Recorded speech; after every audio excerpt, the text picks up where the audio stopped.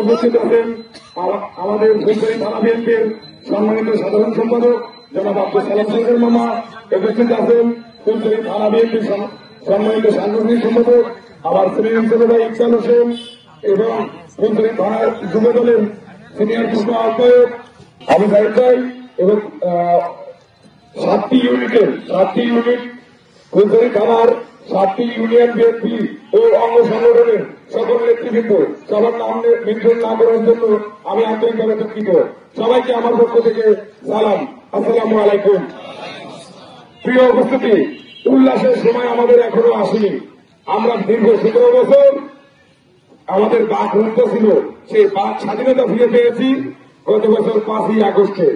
যে যাদের মাধ্যমে আমি আজকের এই বিজয়ের দিনে সর্বপ্রথম স্মরণ করতে চাই 71-এর শহীদ হয়েছে যারা আমাদের এই দেশটাকে এনে দিয়েছে তাদেরকে।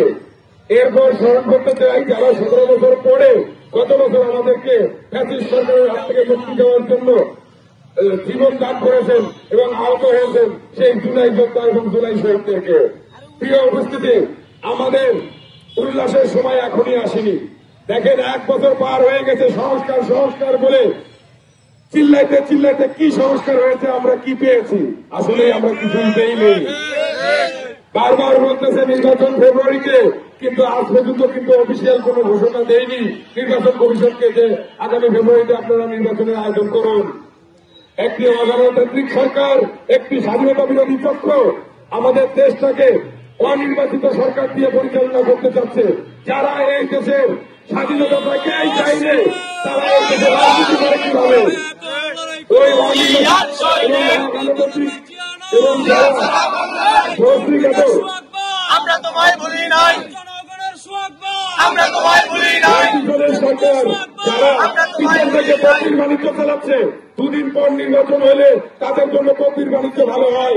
এই স্বাধীনতা বিরোধী গোষ্ঠী দীর্ঘ 17 বছর আমাদের সহায়তা ছিল, কিন্তু তারা এখন যা করতেছে সেটা হচ্ছে পিআর পদ্ধতিতে নির্বাচন।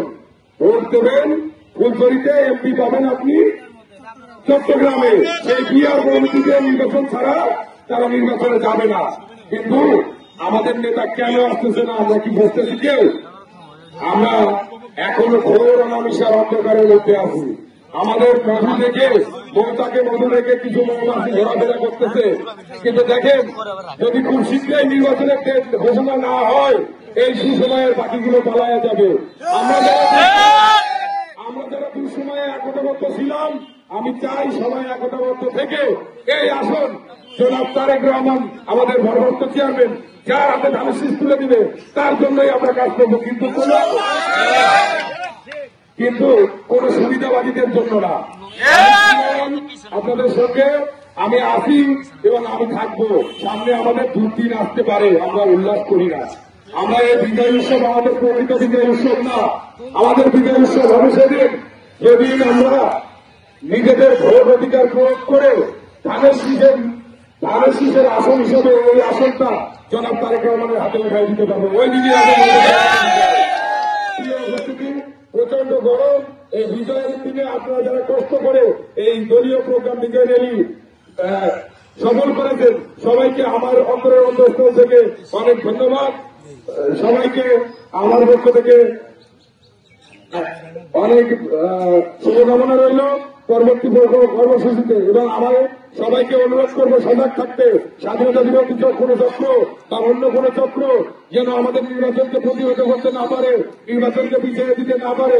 দলের যে কোনো প্রোগ্রামে সবাই একতাবদ্ধভাবে যেন প্রোগ্রাম করে যেন আমরা আমাদের ভোটের অধিকার ফেরত আনতে পারি ইনশাআল্লাহ।